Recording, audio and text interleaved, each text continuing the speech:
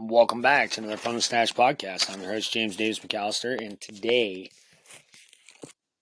we got a new little series here called Cap or Stash that I'm going to do, a controversial series, a raw, uncut, unfiltered series about myself coming from the metal scene, 16 plus years, transferring into and being heavily entrenched into the hip hop R&B scene, rap scene, as a manager, tour manager. Artist development, my company, Heart of Haven Entertainment LLC, and what my true, unadulterated thoughts are about the transition and everything, and just a lot of things that a lot of people are afraid to talk about, but I'm not going to bite my tongue on them anymore. So, with that said, I want to shout out our brand, Beard Products, for sponsoring this episode of From the Stache podcast, as well as Diffuse Network on Roku. You can download them on Roku, and litchat.com. Go to Google Play Store or iOS Store and type in LIT chat with two T's at the end. That's LITCHATT. It is a social media site that I am a part of that is up and going, and we'd love for you to be a part of it. We got live streaming, the beta for live streaming going on there. And anyways, just wanted to give a shout out to those sponsors real quick of the podcast.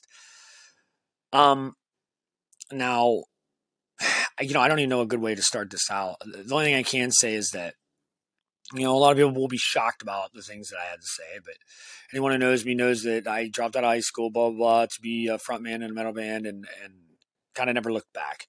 I had my daughter about almost 5 years ago. It would be March 29th, would be 5 years ago. And I knew that I had to do something with my life because I wasn't going to be able to raise my kid being a frontman in a band. So I started my company, Heart of Haven Entertainment, LLC. And I actually won Local Business Person of the Year this year.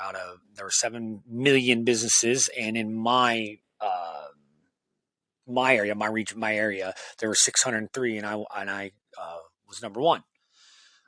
There were only 3,940 winners out of 7 million. So that was pretty cool. Anyways, that's all because of the hip hop rap scene, R&B scene.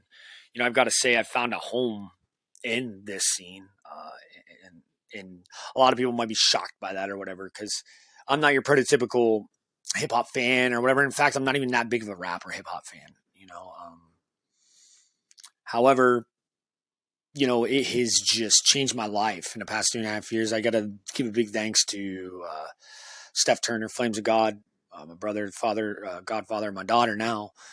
Never would have thought that, even 3 years ago. Anyways, he hired me to be his manager and tour manager in 2021, early 2021, February. And we went on the No Curfew tour starting in March. Long story short, it kind of, if anybody knows who Flames of God is, I mean, he's a pretty goddamn big deal. If you don't know who he is, search up Flames, oh God, and you'll find out who he is.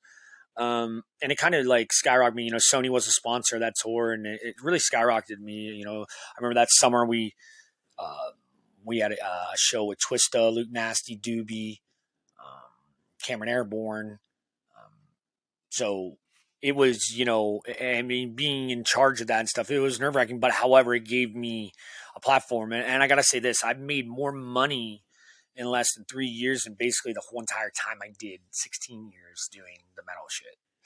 Now I'll say this, I didn't take the metal stuff super serious. I was just, as a front man, I was just out there, doing my thing, having fun more or less. I mean, I took it serious, but at the same time, it wasn't a business to me really. So yeah, this has taught me a lot of things. I didn't have haters, quote unquote, or whatever until I started doing this. And guess where all the haters came from? The metal scene. I come to kind of find out the metal scene's kind of scummy. No, it's not kind of, it is. It's very, very, very racist. Number one, I'll just be honest with you, it is. Number two, it's very fake. It's full of very toxic negative energy. No, that's not to say that the rap industry isn't. However, the rap industry is much different. I've been accepted in it way quicker and way easier than I was in the metal scene. And not just that, but I'm highly respected because I'm myself. I don't try to be, I fit out, not in. So, but what I've come to learn is that this is where I belong in many different ways. And one of those ways is, I've helped break down doors for Steph, even Flames, and a lot of these black artists that otherwise couldn't get into venues in certain areas because the color of their fucking skin and the music they play. Well, me being the metal guy I am and shit, and been doing it for 20 years. They're like, oh yeah, James, you book a rap show, and it's just like, it's kind of sickening, to be honest. It kind of makes me sick. To just really like that, because I didn't realize, what white privilege was, or none of that shit, or how racist the world really was, or how much bullshit, black people had went through till I went on tour with Steph. And I mean, we incurred multiple instances of racism in West Virginia and Indiana, and Ohio. There were multiple situations, and they were really sad to think that any black person in the world goes through those types of things every day. But you always get and you always hear, the rap scene's violence, a bunch of hoodlums, and I've come to find out it's the exact opposite of that. You know how many fights I've had at rap shows? I'll wait. None. Fucking zero. So many shows or fights I've had at a metal show. There's almost one every single show. These rap shows are laid back. They're chill. The vibe is so much cool. I felt weird. I run a venue called the Oregon Pub in my hometown of Sebring, Ohio, which is very fucking white. It's pretty much all white. Anyways, long story short, there was, I've been doing a lot of rap shows there. Well, I was in there the other night and it was like all white people and it was like rock music and I felt uncomfortable. I literally did not feel comfortable. I felt unsafe. And it might sound crazy and weird, but it's the truth. But I don't at rap shows, at all whatsoever. I feel very laid back and comfortable. And I think it's important that that's said. And I think it's important that people hear this. And all my metal brethren out there,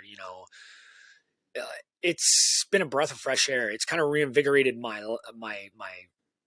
career, and it's made me, work even harder, like I said. And I mean, I met such amazing people through it. Like I said, Steph Turner, Flames of God, the godfather of my daughter. I've met Nakaso Turpin, who ironically enough, my grandfather was neighbors to his grandfather, which was Ira Turpin, who was the first black first black judge in Stark County in Canton, Ohio. And it was just, it's odd because anybody knows me knows I think Nakaso is the best rapper in the world. But the impact is we didn't, and I didn't even realize this till about a year into working with Nakaso. My mom was like, "Wait, is he related to Ira?" And I asked Nakaso, said, "Yeah." So what I'm getting at is that I have been enlightened in so many different ways, and just I've been, can I say this? I've found way more joy in this than anything. Like my mental health awareness shows May 27th. It's my fourth one. Everybody knows I donate it to a cause or whatever. This year I'm donating it to Grind Mode Music Academy, which is out of Pittsburgh, ran by Dion Dupree. It's a nonprofit for 10-year-olds to 18-year-olds. Where they can learn for free the industry, right? Whether it's producing, mixing, mastering, writing raps, whatever it may be, promoting, booking, whatever, for free. So that's where the money will be donated for that. That's how much it's touched me, where my whole focus has become the rap community, not just the rap music. So make this one nice, quick, short, and sweet. See what y'all think of it, because I got some stories to tell. Let me tell you. And again, listen, no hate towards the metal community or rap community or whatever, but you gotta understand, these are my thoughts, these are my opinions, these are my situations and what I've formulated through personal experience. So you can take it for what you want, but you really need to understand that y'all really got to stop judging books by their cover, and you also got to fucking stop perpetuating the past. And you really, the next time you see a hip hop show, give it a chance and go to it. Just go to it. Just do me a favor and go to it. Just do that for me. If you're one of those people out there that's like, fuck that shit, fuck that music, just do me a favor and go. And I promise you'll change your mind.